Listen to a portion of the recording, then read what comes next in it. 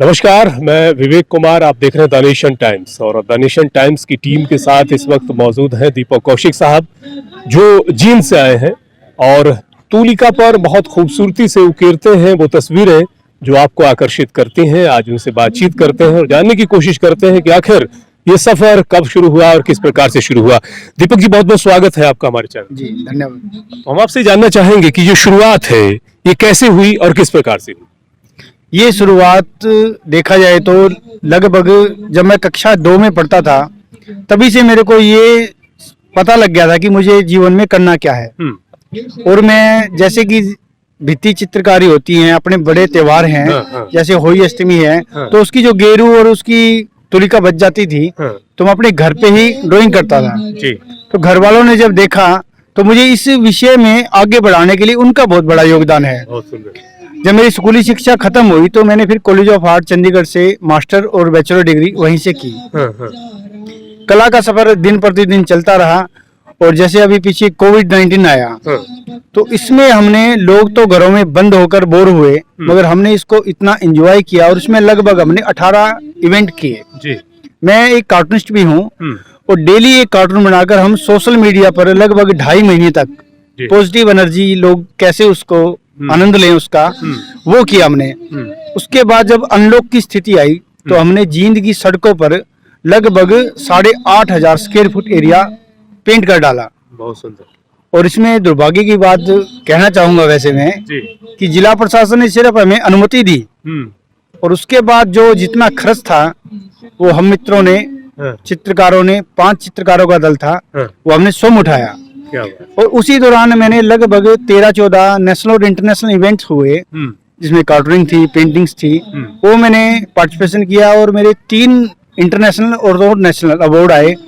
और जो उनकी धनराशि आई मैंने वो राशि भी मुख्यमंत्री राहत कोष में समर्पित कर दी।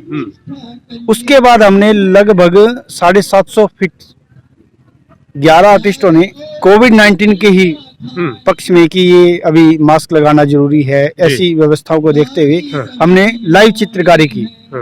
इस तरह से जब भी समाज के अंदर, जैसे अभी ये राम जन्मभूमि का अभियान चला हुआ है, अब दीपक जी छत्रपति शिवाजी समिति के अध्यक्ष हैं, इन्होंने आग्रह किया कि आप हमें 2 चित्र डोनेट कर दीजिए।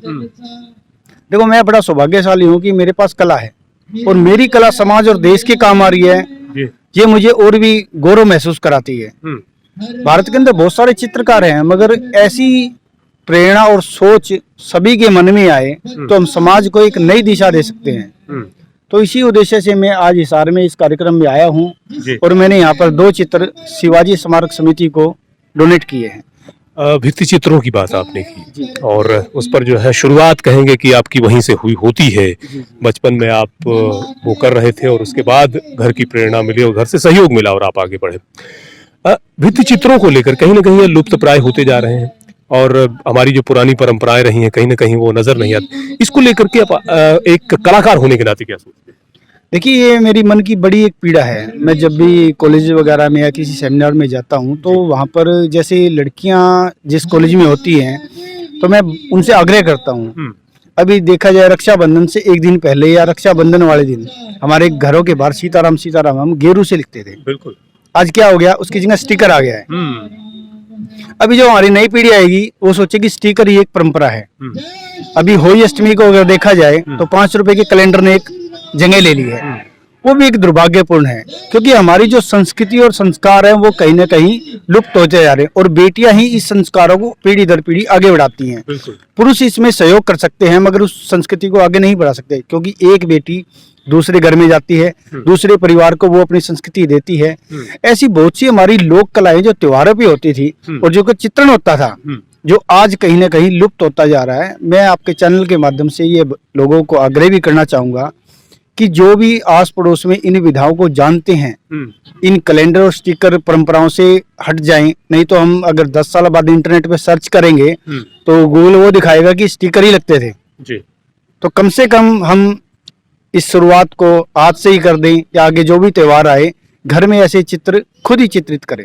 दीपक जी, ये बताएं कि जो यहाँ पर जो कार्यक्रम हो रहा है, यहाँ आने के बाद आपको कैसा महसूस हुआ और खासतौर से जब वीर शिवाजी की बात की जाती है, उनके चित्र को आपने चित्रांकित किया, उस वक्त की जो है भावनाएं किस प्रकार की थी और कैसा महसूस हो रहा था उस वक्त जब आप एक ऐसे वीर पुरुष को जो है आप उकेर रहे थे?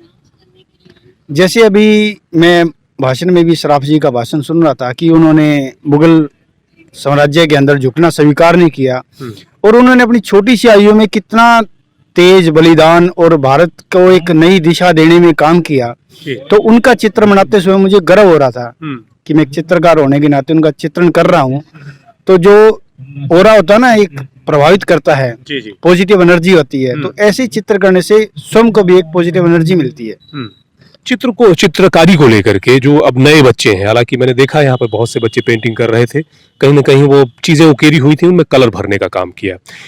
चित्रकारी को लेकर के जो नए बच्चे हैं जो क्षेत्र में आना चाहते हैं, कुछ ना कुछ उकेरना चाहते हैं, उन्हें आप क्या कहना चाहेंगे? देखिए, उनके लिए भी मैं एक बात जरूर कहना चाहूंगा कि अगर देखा जाए तो रियलिस्टिक और एब्स्ट्रैक्शन, जो आधुनिक कला हम जिसको बोल रहे हैं, आज जितने भी तमाम आर्ट्स कॉलेज हैं या जो कला के क्षेत्र में शिक्षण दे रहे हैं, वो बच्चे ना आधुनिक कला की तरफ भाग रहे हैं। उनको बेसिक क्लियर नहीं होता, रियलिस्टिक क्लियर नहीं होता। अभी जैसे सपोज कि किसी आपको कोई पोर्ट्रेट करना है, अगर वो पोर्ट्रेट आर्टिस्ट नहीं कर पा रहा है और कुछ भी बना के अलोल जलोल वो समाज में या कला जगत में परोस रहा है, तो वो उस चित्रकार को आगे बढ़ने में कभी भी सहायता नहीं कर सकता।